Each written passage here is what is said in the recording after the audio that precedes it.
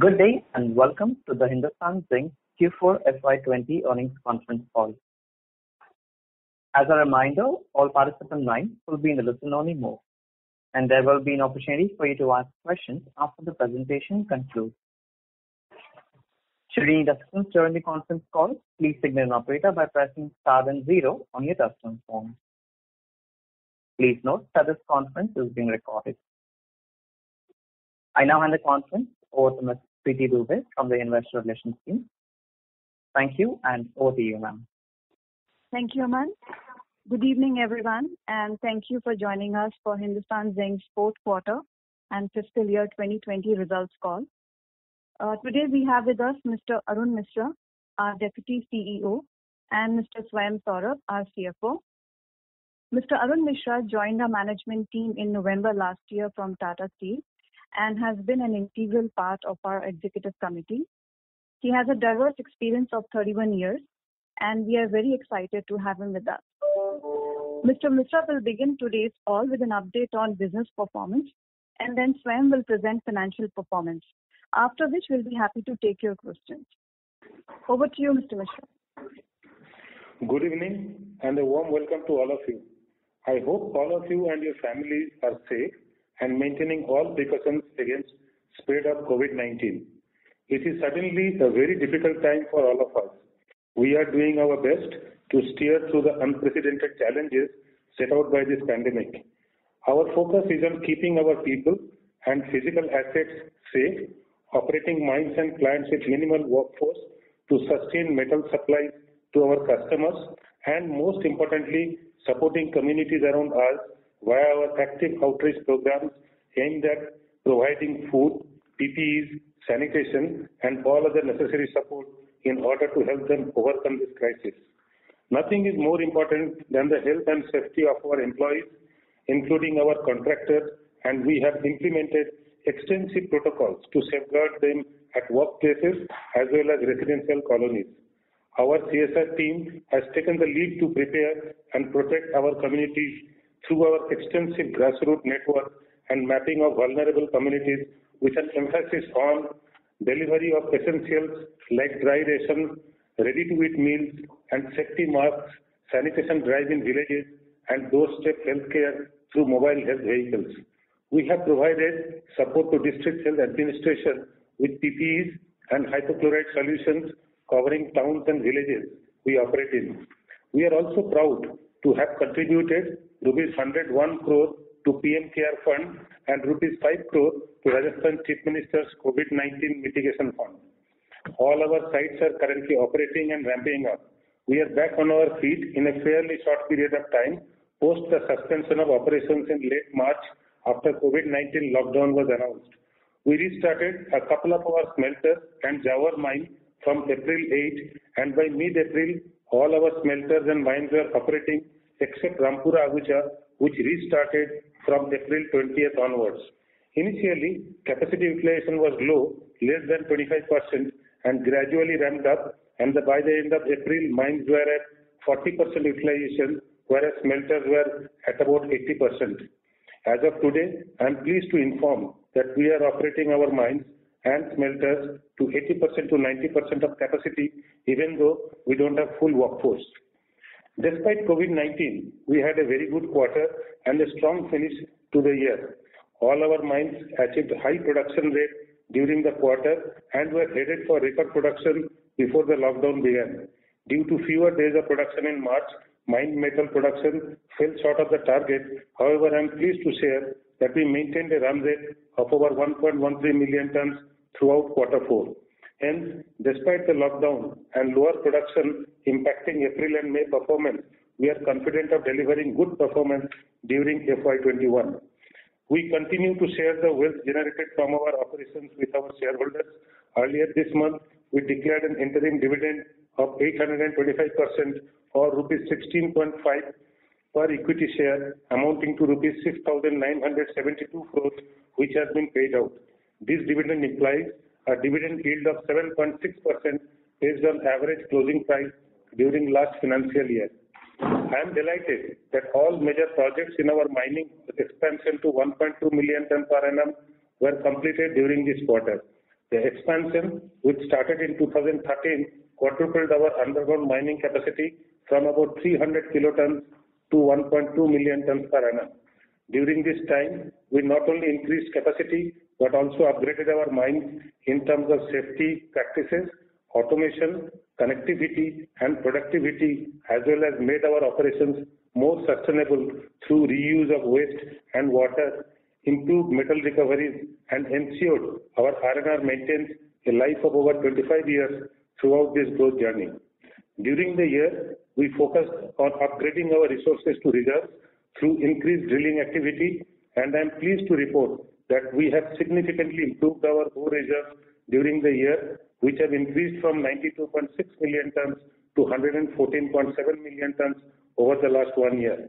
We replenished all the ore that we consumed, and total reserve and resource has remained unchanged at 403 million tons with a metal content of about 32 million tons. We continue to maintain mine life of over 25 years. I would now like to speak about our minor metals initiative. Minor metal extraction from smelter residues offers an innovative opportunity for us to recycle our waste to generate wealth. We are treating our smelter residues to recover contained metals, namely copper, lead, zinc, silver. We expect cadmium recovery plant to be operational by Q3, followed by raw zinc oxide treatment plant before the end of the year. The fumer plant is set to be commissioned in Q1, which will be a game changer not only in terms of high silver recovery but also in elimination of jarosite. We have been successful in replicating Dariba's ancillary ecosystem at Chanderiya, where a plant for copper sulfate production from our smelter residues was commissioned in April. We will be completing a PFK treatment plant at Chanderiya this quarter to recover zinc, copper, and cadmium sponge. These projects have enabled recovery improvement of 0.35% in zinc, lead, and silver, while we are constantly evaluate newer technologies for other mineral extraction. Coming to market update, base metals including zinc and lead were impacted by COVID-19 at the outset of late January due to lockdowns and consequent slowdown in manufacturing activity in China, which accounts for about 50% of global demand and supply of base metals. Zinc prices declined sharply in Q4 to touch multi-year lows. The pandemic pushed zinc prices to below $1,800 per ton, which then picked up in May on fundamental support. In our view, at the current prices of about $1,950 per ton, about 15% of high-cost mines may not be able to maintain positive cash flows, which is likely to lead to translate in production cuts, supporting future prices. Furthermore, more than 25% of global annualized zinc supply has been impacted by lockdowns and workforce curtailments due to COVID-19. In several countries across the globe, plans to restart mines or resume normal production have been pushed back due to restrictions and short-term actions. Therefore, global zinc mine production is expected to witness contraction in 2020. As per Wood Mackenzie, mine production is expected to contract by about 5% this year. However, we believe there is a risk of further downside given the ongoing situation. On the smelting side, Chinese smelters resumed production toward the end of March. Those smelters in the rest of the world have been impacted by manpower issues. With the constraints in mine supply, it is expected that smelters will also cut output, which was reflected in spot TCs tumbling in China from $300 to $150 per DMT at the end of April. The last few weeks have seen weak demand for metals, and zinc is no exception. Steel companies are gradually increasing their production, and there are green shoots in demand uptick, with manufacturing picking up in China, auto plants in Europe restarting production, and US auto plants expected to restart from first week of June. We believe that zinc metal supply will match up to demand over the next 2 quarters, and while warehouse stocks may have trended up recently, zinc prices will find support from lower mine and smelter production expected this year. Now an update on operations. During the quarter, we had 10 fewer days to production due to lockdown related to COVID-19. Despite that, our mine metal production increased 2% year-on-year and 6% sequentially to 249 kilotons on account of higher ore production and better ore grades. For the year, our ore production was a record 14.5 million tons, while mine metal production was 917 kilotons, down by 2% year-on-year. The impact of operation shutdown due to lockdown on mined metal production in Q4 was an estimated 34 kiloton. Including this lost production, we would have met with our guidance of 950 kiloton for the year and delivered 2% year-on-year growth. Rampura Agucha operated at 4.5 million ton per annum run rate for the quarter and produced 3.9 million tons of ore for the year, an increase of 18%. Jawar has also been an exceptional performer, producing 3.3 million tons of ore for the year, which is a year-on-year increase of 14%. Sindesar Crude Mine has done well both in terms of grade and volume during second half of the year before exiting slightly below last year's level. RD and Kayad mines operated at close to their respective EC limits. We have now received environmental clearance to increase ore production at RD mine from 1.2 to 2 million ton per annum and ore beneficiation from 1.2 to 2.5 million ton per annum. This will also allow us to increase production from RD in the current year. Integrated metal production for the quarter was 221 kiloton, down 3% year-on-year and up 1% sequentially, with zinc production at 172 kiloton and lead production at 49 kiloton. For the year, integrated metal production was 870 kiloton, down 3% year-on-year. The impact of shutdown on metal production was an estimated 27 kiloton, which would have translated in sequential and year-on-year growth of 13% and 9% respectively for the quarter, while financial year production would have remained unchanged. Dariba lead smelter resumed normal operations after 2 quarters of lower production as temporary operational issues were resolved. Sequentially, lead production was therefore up 20%, but it was down 7% year-on-year due to fewer days of production. For the full year, lead production was lower by 8% to 181 kiloton on account of both these reasons. For the full year, zinc production was 688 kiloton, down marginally by 1% in line with availability of mined metal. Silver production improved 12% sequentially to 168 tons as lead production improved and also recoveries were better, though it was down 12% from a year ago due to fewer production days on account of lockdown as well as lower lead production. For the full year, silver production was lower by 10% to 610 tons due to lockdown, lower lead production and lower silver grades partially offset by higher silver recoveries. The impact of shutdowns on silver production was an estimated 5 tons. Coming to our growth projects, we have reached the end of 1.2 million ton expansion as all our major projects are complete. Rampura Agucha shaft is now fully commissioned and ore hauling has started via the shaft. This will allow us to deliver over 5 million tons of ore from this mine as the shaft is ramped up in the current year. The 2 backfill plants at Jawar and the fumer plant at Chanderia are also complete and we expect them to be commissioned in this month. We are in the process of upgrading the underground shaft at RD mine from 0.7 to 1.3 million ton per annum, which will be done over 2 phases. In the first phase, we will upgrade the shaft to 0.9 million ton per annum in the current year, and in second phase, it will be upgraded to 1.3 million ton per annum in the next financial year.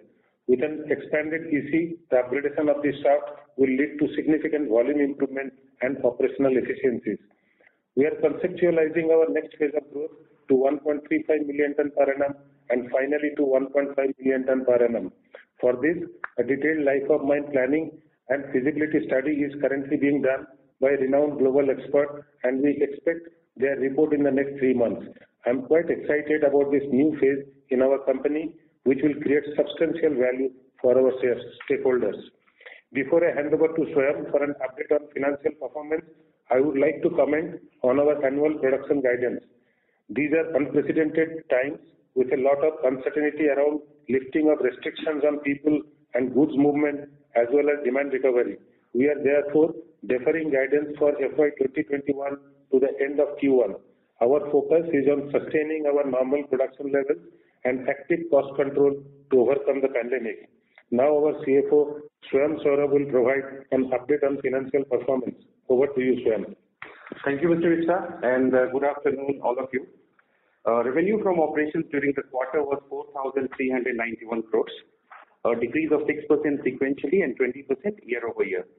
Our financial performance was dented by decline in zinc lead LME by an average 11% from prior quarter and an average 19% from a year ago as COVID-19 outbreak spread across the globe. Silver prices were steady, declining only marginally sequentially and up 9% from a year ago. The turmoil in market due to COVID-19 pandemic also lowered premiums that we earn on our metal sales, while rupee depreciation aided our realizations. Zinc-led sales volume improved sequentially, while they were slightly lower from a year ago as lead volumes were lower. Silver sales were lower in line with the production. For the full year, revenue from operations was 18,561 crore, down 12% YOY, on account of average 12% decline in LME prices and lower volume, partly offset by higher silver prices and rupee depreciation. Zinc cost of production before royalty for the quarter was $997 per ton, improving by 7% sequentially and higher by 4% from a year ago. COP benefited from better grades, lower employee expenses, lower mine development expenses and lower input commodity costs, while repair maintenance costs were higher. Power generation costs were flat sequentially and higher from an year ago despite lower coal cost price due to 50% increase in electricity duty which was implemented from July 2019. Acid prices were lower during the quarter on account of weak demand, leading to lower acid credit. We came very close to meeting our COP guidance of $1,030 for H2, against which we have reported $1,037. COP for the year was $1,047 per ton, higher by 4% from a year ago due to higher mine development expenses and repair maintenance costs, lower grades and volume, lower acid credit, higher electricity duty, partly offset by lower coal cost. The resulting EBITDA for the quarter was 1,961 crore, and for the year it was 8,849 crore. Both lower from last year's comparable period, primarily on account of lower LME and lower volume. Sequentially, EBITDA was lower mainly due to lower LME. Net profit for the quarter was 1,339 crore, a decline of 17% sequentially and 33% YOY. Besides lower EBITDA, net profit was lowered by higher tax rate. Investment income was higher sequentially on account of mark-to-market gains, but lower from a year ago due to lower rate of return despite larger corpus. For the full year, net profit was 6,805 crore, down 14%, wherein the impact of lower EBITDA and higher depreciation and amortization expense was partly offset by higher investment income due to higher rate of return and higher corpus, and lower tax rate due to one-time reversal of deferred tax. Depreciation was higher due to capitalization of completed projects and amortization increased due to higher overproduction versus last year. Our cash balance at the end of March 2020 was 21,616 crores. We have paid an interim dividend amounting to 6,972 crores this month, which will lower our cash balance. With this, I open the floor for questions. Thank you very much. Ladies and gentlemen, we will now begin the question and answer session. Anyone who wishes to ask a question may press star and 1 on the touchtone telephone.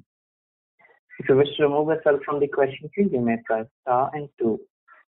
Participants are requested to use handsets while asking a question. Ladies and gentlemen, we will wait for a moment while the question queue assembles.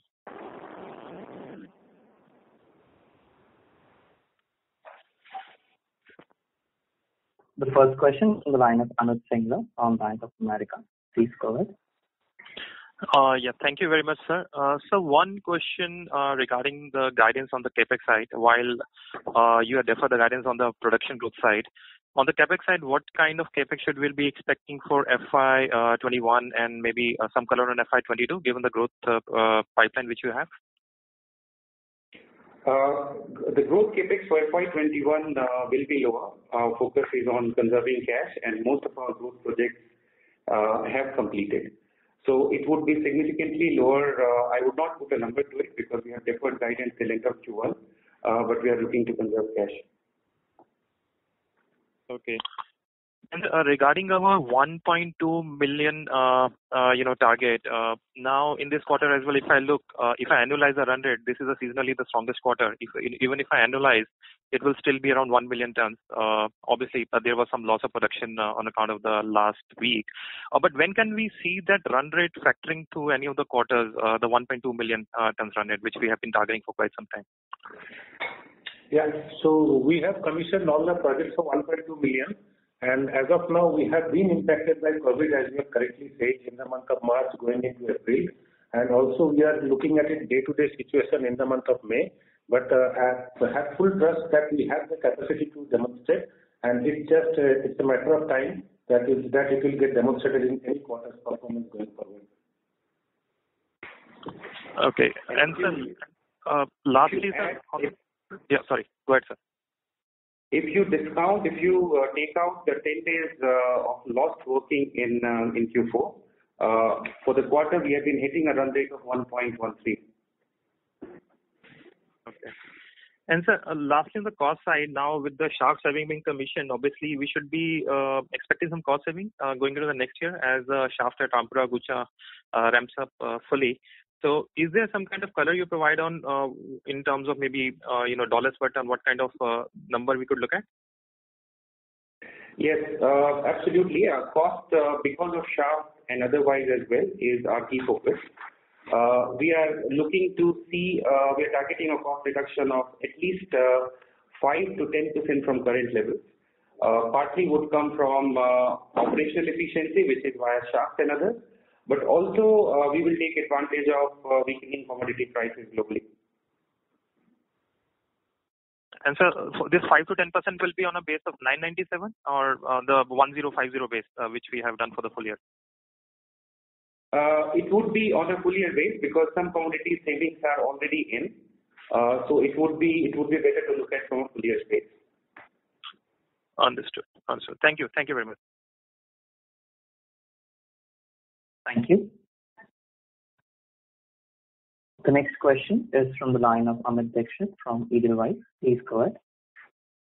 Yeah, thanks for taking my question, sir. I have a couple of questions. The first one is again on cost. So out of your total cost of production, how much would be, what percentage would be fixed cost and what percentage would be variable? We have given an input earlier. About 35% of the total cost will be pure fixed. So 35% would be fixed, right? Yes. Okay. And in this quarter, we saw manpower costs coming down significantly.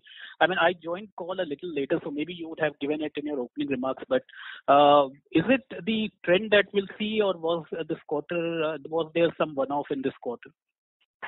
The manpower cost reduction is largely due to one-off, which was essentially the provision reversal which we did on account of performance pay since we stopped operation towards the end of the March. However, we also expect manpower cost trending lower, and we expect this to be between 190 to 200 crore a quarter going forward. Okay. My last question is on essentially your capex, your projects.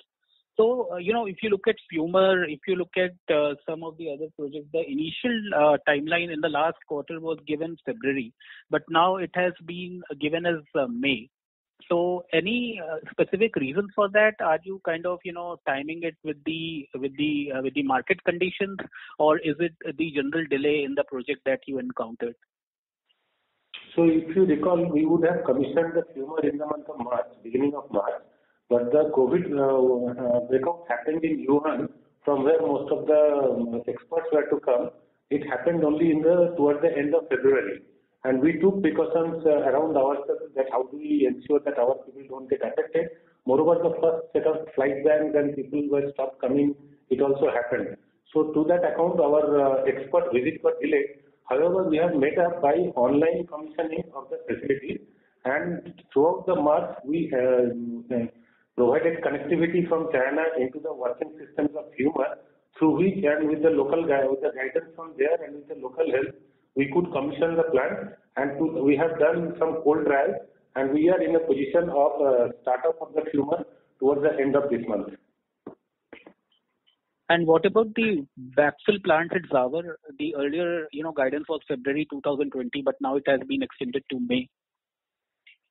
So most of the cases are when in terms of final commissioning are concerned towards the end of February, it was slightly delayed to beginning of March. But then again, we could see people getting restricted, people not visiting at site, and then finally lockdown.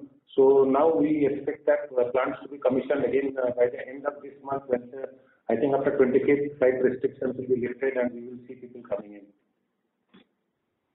Okay, so this May would be, the kind of is the kind of deadline that we should expect. It is not likely that it could be moved further.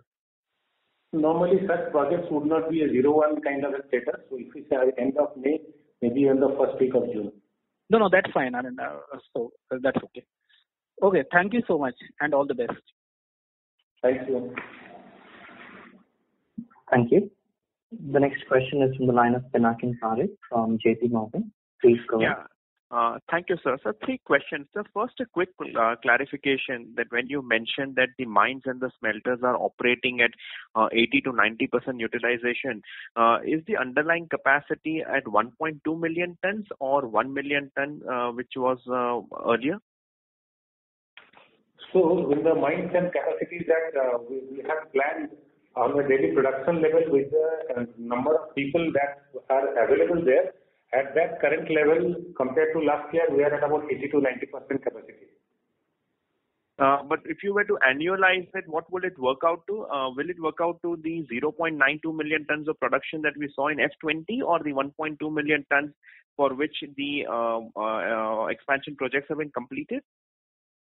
If you look at it, right now our focus is on holding the production and stabilizing it. There are two risk factors. One, the people are less, and that has an impact on certain aspects of production which in normal condition would not have happened. Second part is we are also struggling every day to ensure that during these operations, none of the workmen who are on the ground are detected COVID positive, and a huge amount of checks and procedures have been put around that. And through this, we are only now focusing on how do we come up to full utilization of the capacities that we have. And we will see at the end of Q1, we will be in a better position to give a guidance as to what would be the annual number that we will look at.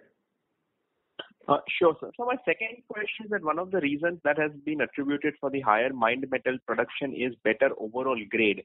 Now, grades have been cited as one of the big problems over the last few quarters. Now, can you give us more color if the weakness in the overall grades is behind us and this grade should sustain, or it is too early to say what the grades look like for the next few quarters?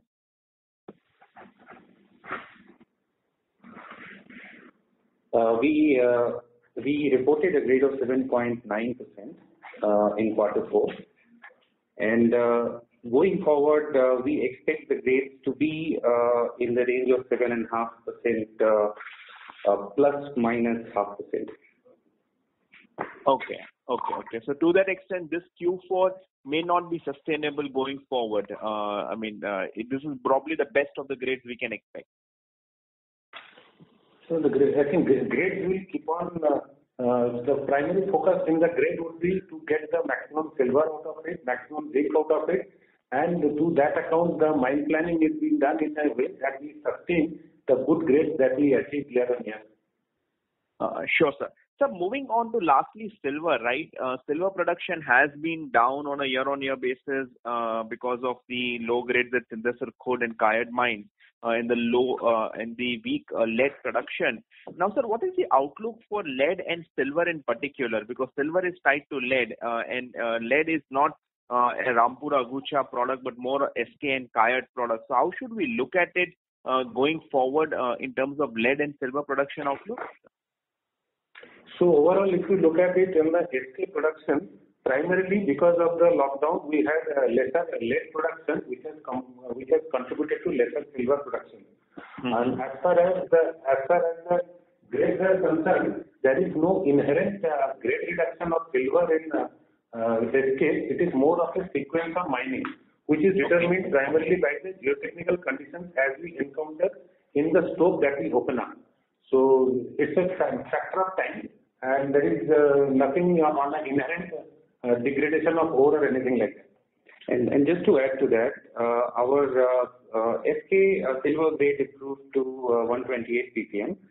And we also exited the year with quite significant WIP inventory. So we think silver production should pick up in coming quarters. Understood. Thank you very much. Thank you. The next question is from the line of Indrajit Agarwal from CLSA. Please go ahead. Thank you. Two questions. First, on your cost, ballpark, how much of your cost is dollar linked and how much of your cost is rupee linked?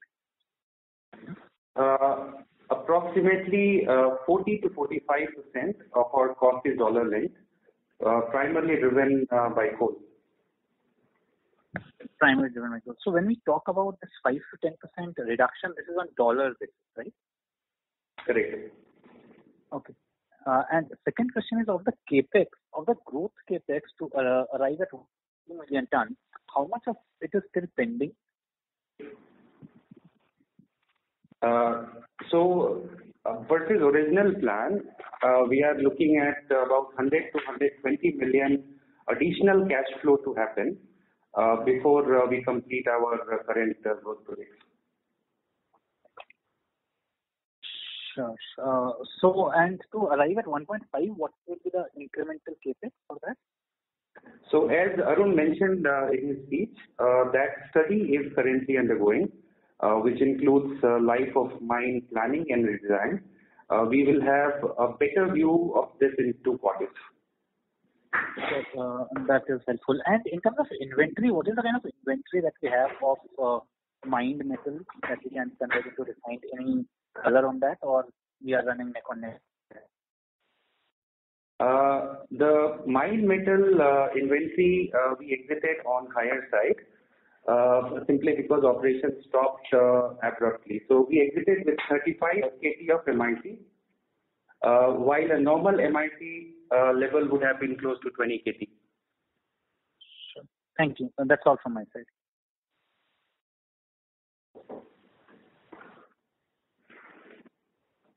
Thank you.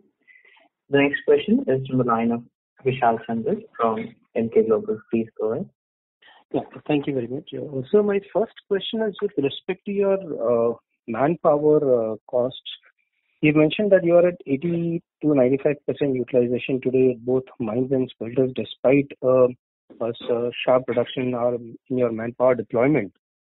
So somewhere down the line, is there a strategy to make this kind of a permanent reduction in your employee costs, employee workforce, and increase automation?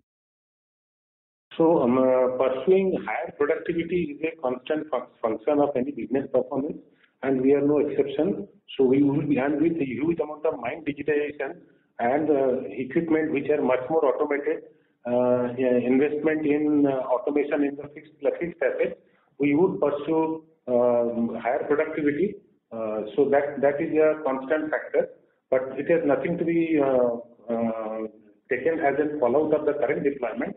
Current deployment is mostly towards deploying a lesser footfall in the mines and factories to ensure social distancing and to ensure that the disease doesn't get into our factory areas, and our health and safety of the employees are our primary concern. Got it. So, the second question was slightly related to the same. Despite the challenges faced from the COVID front, we are back to about 90% of the capacity utilization. And we are still saying about that 15% of the global supply base can get impacted in this year.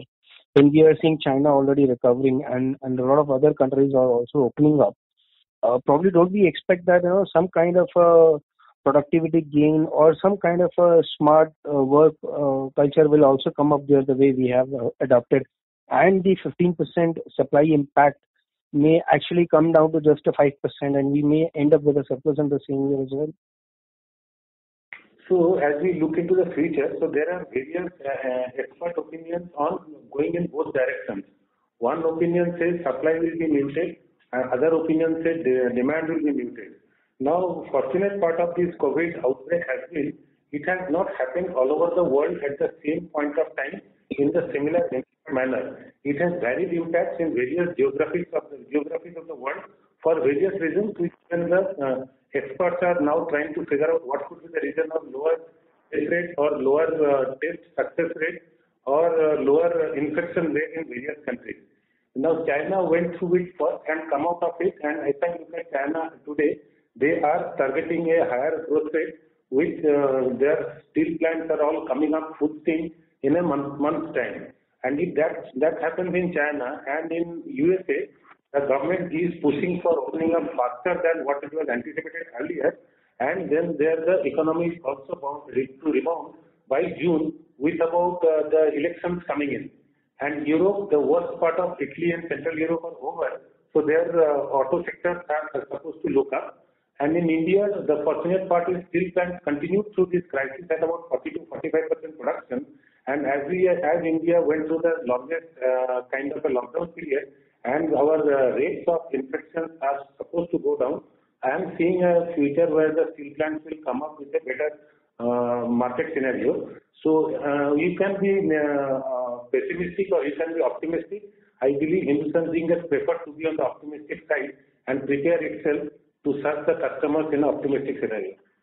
And just to add to that, the question around whether there will be a surplus, the fact that situation right now in India and also globally from a demand as well as supply is very fluid. Also the reason why we have decided to defer our guidance. So let some clarity emerge and we would adapt if needed. Sure, sir. Thank you very much. That's from my side. Thank you. The next question is from the line of Rajesh Lachhani from HSBC. Please go ahead. Yeah, thanks for the opportunity. So my first question is basically, if you see, we have been hearing that there are issues with demand per se, and also there is an issue with the transportation. So are we seeing a scenario where the plants are running at 80-90%, but the sales are not happening up to that extent, and we are building inventory? So that is my first question. So when we restarted our operation in April, we clearly had that risk. But at this moment, we are much more confident. We did encounter problem not only on road transport, but also our ability to move goods faster at ports. I think situation is getting better, and we are confident that by the time this quarter ends, by the time this month ends and quarter end, we will go back to normal closing stock levels, and we have a sight to this. Yeah, but are we currently seeing an increase in the finished goods inventory at our site? So we did exit higher, and our expectation is by end of this month, things should start to correct itself. By the time we are ending June, we should go back to normal levels. Of course, this becomes a prediction on an assumption that situation continues to improve like it has been for last 2-3 weeks, and that's what we are watching and banking on. But we do see significant improvement versus situation which was in mid-April from a supply chain perspective to where we stand right now. That gives us confidence. Understood. And sir, has there been some change in the share of exports and domestic during this period? So I believe previously we were selling most of our products in the domestic market, but since the domestic market is under lockdown, has it significantly increased our export share? Yes. So as of now, since practically domestic market in India is closed, export obviously has gone up. But as I mentioned, April, in the May as a month is significantly better than April. And we are positive that once India completely opens up towards last week of May, situation should start to get normalized from June onwards. So can you please share the share of exports and domestic earlier, pre-COVID and currently?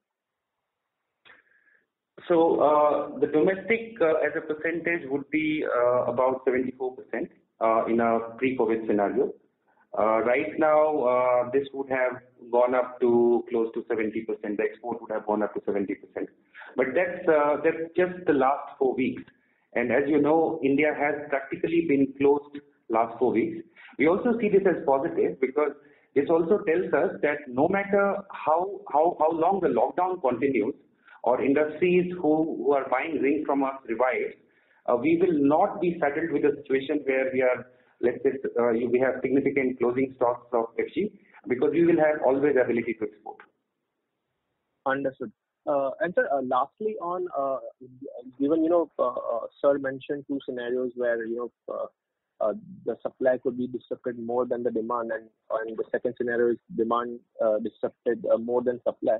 So if we are to experience a scenario 2 where the demand significantly lacks supply and there is a pressure on prices, will you plan of reducing your production to adjust to the lower prices and demand? This is a speculative question. We are also watching very closely how post-COVID scenario emerges. Only thing which I would like you to remind yourself is the cost position resetting.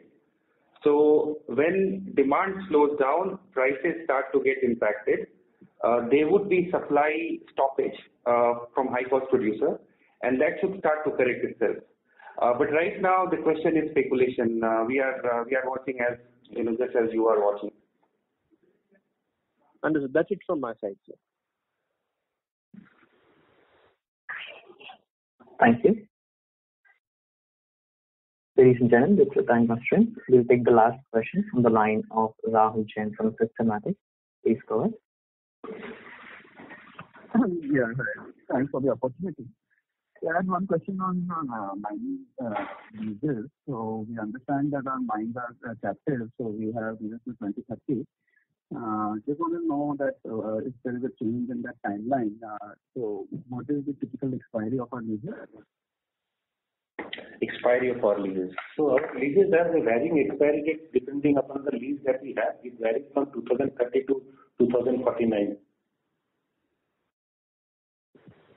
Yeah, so if there is a change in timeline, would all of our leases get impacted or only the one which is up to 2030? So I would say it is still speculative. As of now, all the Ministry of Mines for the changes Honorable Finance Minister announced, this does not find a place. So we have to then rebuild for our own mines, or how will it work? Sorry, your question was not clear. Can you speak a little louder? So in a situation of the change in date, when the mines will come up for auction again, would we have to be bidding again for them, or how it will work? I'm just trying to understand. So again, we are in a speculative zone. As of now, we are absolutely confident that this risk doesn't exist for our current mine leases. Right. So, but can you give the breakup between RA and others, like when did the time period is? Sorry, your question was again not clear. You need to come closer to mic. No, I'm just saying, for Vita, when is the timeline?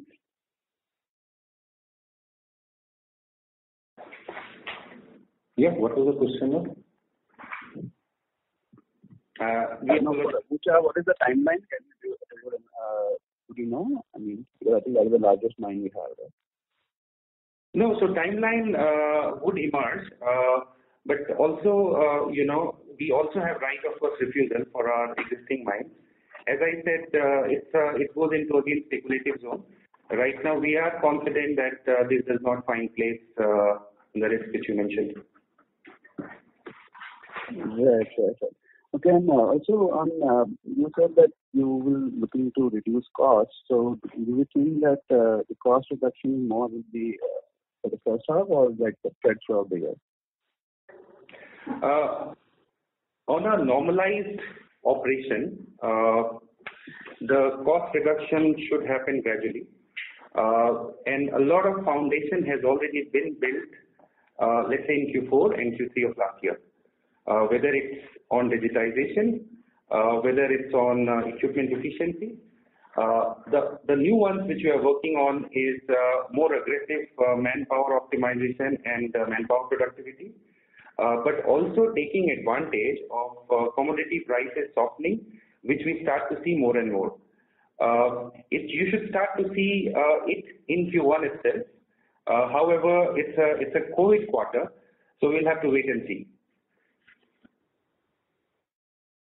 Right. And sir, also in terms of your production, so you're not giving guidance, but as we can see that you would be for you would already have seen the first 2 months. Would you have a number of utilization? Number of Utilization. this will continue at the current level, and unless we are really very sure that we are out of this crisis.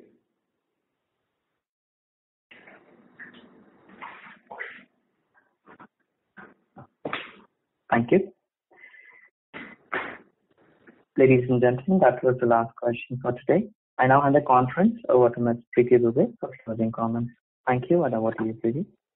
Thank you everyone for joining today's call. I know some of you had difficulties joining in, so in case you have more questions, you can contact me or Abhishek. Thank you. Sure. Thank you very much. Thank you. Thank you. Ladies and gentlemen, on behalf of Hindustan Zinc, that concludes today's conference. Thank you all for joining us, and you may now disconnect your line. Playback is complete.